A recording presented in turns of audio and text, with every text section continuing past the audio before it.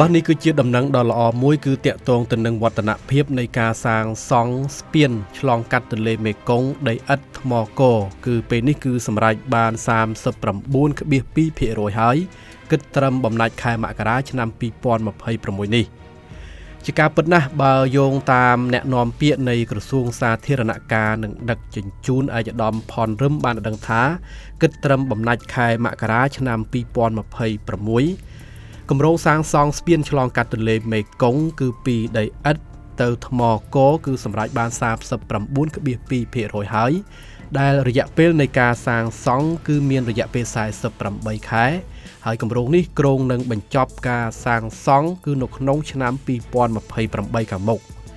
ខ្ញុំបាទសូមជម្រាបថាស្ពានឆ្លងកាត់ទន្លេមេគង្គនេះគឺបានបើកការដ្ឋានសាងសង់រួមជាមួយនឹងគម្រោងផ្លូវល្បឿនលឿនភ្នំពេញបាវិត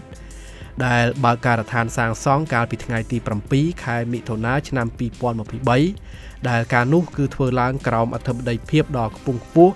របស់សម្ដេចអគ្គមហាសេនាបតីតេជោហ៊ុនសែនអតីតនាយករដ្ឋមន្ត្រីបច្ចុប្បន្នជាប្រធានព្រឹទ្ធសភាហើយរួមជាមួយនឹងឯកឧត្តមវ៉ាន់វិនធានដែលការនោះក៏ជាឯកអគ្គរដ្ឋទូតវិសាមញ្ញនិងពេញសមត្ថភាពនៃសាធារណរដ្ឋប្រជាមានិតចិនប្រចាំនៅកម្ពុជា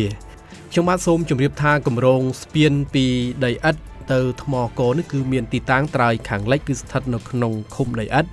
នៃស្រុកគៀនស្វាយខេត្តកណ្ដាលហើយត្រើយខាងកើតវិញគឺស្ថិតនៅក្នុងឃុំថ្មកស្រុកល្វាអែមនៃខេត្តកណ្ដាលដូចគ្នាដែលជាគម្រោងដ៏មានសារៈសំខាន់ណាស់សម្រាប់ការតភ្ជាប់ផ្នែកសេដ្ឋកិច្ចការដឹកជញ្ជូនភាគខាងត្បូងនិងភាគខាងកើត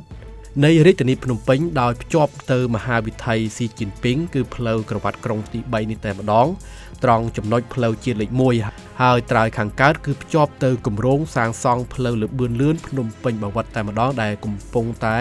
ចាប់ផ្ដើមសាងសង់នេះខ្ញុំបាទសូមជម្រាបថាគម្រោងសាងសង់ស្ពានឆ្លងកាត់ទន្លេមេគង្គពីដីឥដ្ឋទៅថ្មកនេះគឺជាប្រភេទស្ពានបេតុងដែលមានប្រវែងផ្លូវនិងក្បាលស្ពាន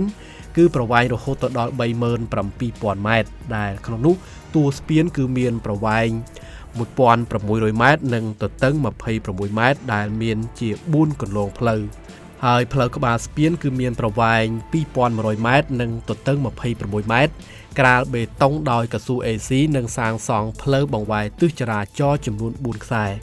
ខ្ញុំបាទសូមជម្រាបថាតាមរយៈគម្រោងនៃការសាងសង់ស្ពានដែលតភ្ជាប់ពីដីឥដ្ឋទៅថ្មកនេះត្រូវបានសម្ដេចតេជោអតីតនាយករដ្ឋមន្ត្រីបានលើកឡើងនៅក្នុងឱកាសនៃការបើកការដ្ឋានសាងសង់ស្ពានហ្នឹងក៏ដូចជាបើកការដ្ឋានសាងសង់ផ្លូវល្បឿនលឿនពីភ្នំពេញទៅបាវិតដោយសម្ដេចយល់ឃើញថានៅពេលដែលមានស្ពាននេះគឺបងប្អូនប្រជាពលរដ្ឋនឹងមានភាពងាយស្រួលជាពិសេសបងប្អូននៅប៉ែកខាងល្វាអែមនៅពេលដែលធ្វើដំណើរមកកាន់ផ្លូវជាតិលេខ 1នេះគឺកាន់តែមានភាពងាយស្រួលជាពិសេសថែមទៀតនៅពេលដែលគម្រោងផ្លូវល្បឿនលឿននេះត្រូវបានសាងសង់ពួកគាត់ត្រូវតែឆ្លងកាត់ផ្លូវល្បឿនលឿននេះហើយនៅពេលដែលសាងសង់ស្ពាននេះគឺឆ្លងកាត់គឺអត់មានអស់លុយនោះទេហើយប្រសិនបើមិនមានការសាងសង់ផ្លូវស្ពាននេះទេគឺនៅពេលដែលធ្វើដំណើរឡើងលើផ្លូវល្បឿនលឿនគឺត្រូវបង់ថវិកាឲ្យទៅផ្លូវល្បឿនលឿនដូច្នេះសម្ដេចបានបញ្ជាក់ឲ្យសម្ដេចនឹងឲ្យមានការសាងសង់ជាស្ពាននេះដើម្បីសម្រួលដល់ការធ្វើដំណើររបស់បងប្អូនប្រជាពលរដ្ឋគឺចេញចូលទៅមកជារៀងរាល់ថ្ងៃហ្នឹងគឺ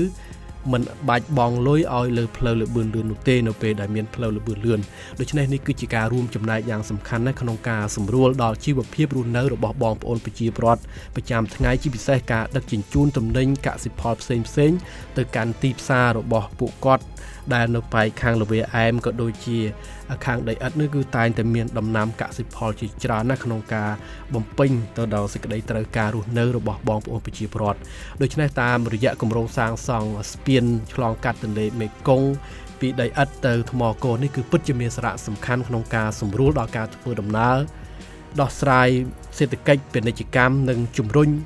ធ្វើឲ្យការរស់នៅរបស់ប្រជាពលរដ្ឋកាន់តែមានភាពងាយស្រួលនិងធ្វើឲ្យសេដ្ឋកិច្ចរីកចម្រើនស្របទៅតាមចក្ខុវិស័យរបស់ប្រទេសកម្ពុជាឆ្នាំ 2030 ជាប្រទេសដែលមានប្រាក់ចំណូលមធ្យមកម្រិតខ្ពស់និងឆ្នាំ 2050 ជាប្រទេសដែលមានប្រាក់ចំណូលខ្ពស់ដូច្នេះនេះការកសាងស្ពានផ្លូវនេះគឺជារឿងដ៏ចាំបាច់បំផុតសម្រាប់ប្រទេសកម្ពុជាយើង